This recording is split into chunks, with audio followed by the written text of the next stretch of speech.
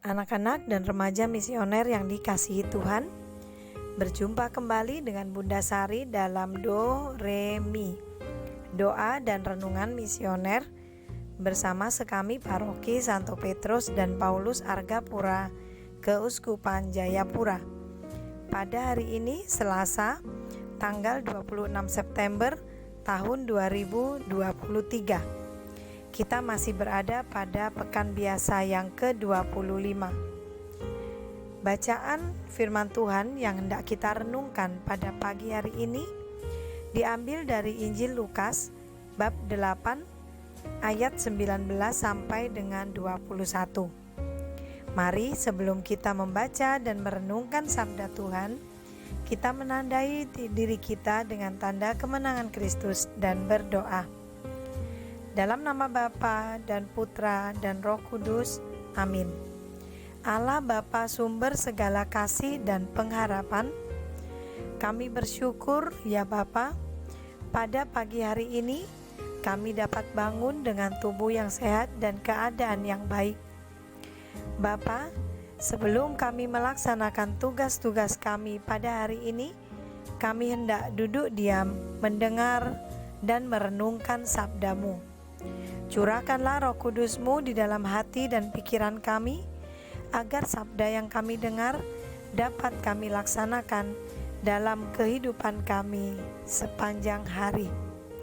Terpujilah nama-Mu Bapa, Putra dan Roh Kudus, kini dan sepanjang segala masa. Amin.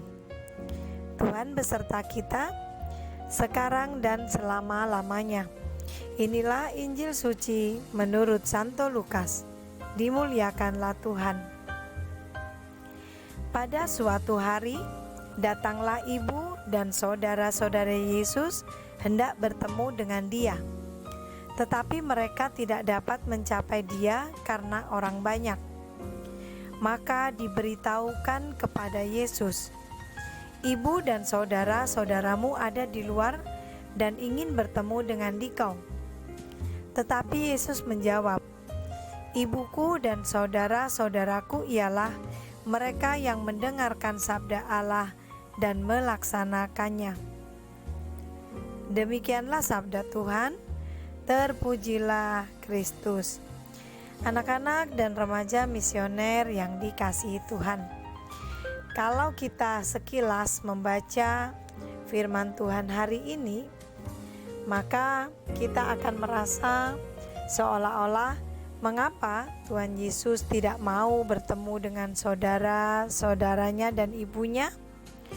Apakah dia kemudian menolak atau dia durhaka dengan melakukan itu? Kita mengambil makna dari bacaan yang kita baca hari ini. Paling tidak kita belajar dua hal melalui peristiwa yang kita baca dalam firman Tuhan hari ini. Yang pertama, kedekatan atau hubungan kekeluargaan, persaudaraan bukanlah dilihat hanya dari faktor biologi atau keturunan saja, tapi juga secara rohani. Persaudaraan di dalam iman itu sama maknanya dengan persaudaraan karena kelahiran atau keturunan.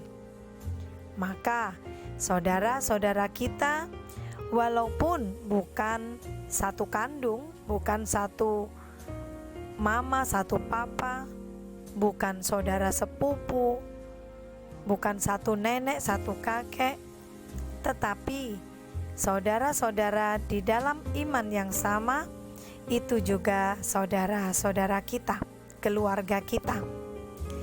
Yang kedua, dalam melaksanakan tugas, panggilan, kewajiban atau perutusan kita, maka kewajiban kita itu tidak boleh dihalang-halangi atau diganggu oleh faktor-faktor duniawi atau manusiawi dengan adanya hubungan kekeluargaan.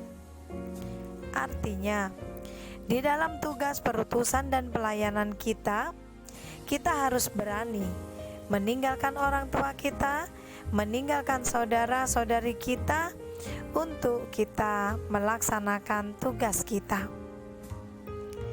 Maka anak-anak dan remaja misioner yang dikasihi Tuhan, hari ini Tuhan Yesus mengajarkan kepada kita bagaimana dalam tugas, kewajiban, dan segala hal yang kita lakukan, kita harus mengutamakan Allah di atas segalanya.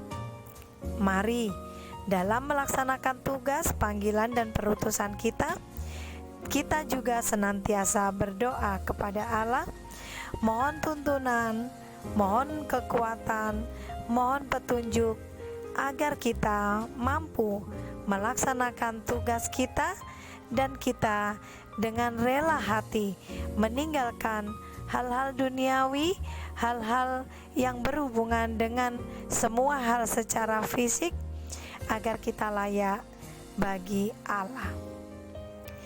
Mari kita menutup permenungan kita dengan berdoa, doa anak misioner Indonesia. Tuhan Yesus, Engkau diutus Bapa menjadi berkat bagi dunia, menjadi selamat bagi manusia. Utuslah kami anak-anak-Mu di Indonesia untuk menjadi sahabat yang kuat bagi yang lemah, sahabat yang rela berkorban bagi yang menderita payah, sahabat penghibur bagi yang sakit dan gelisah.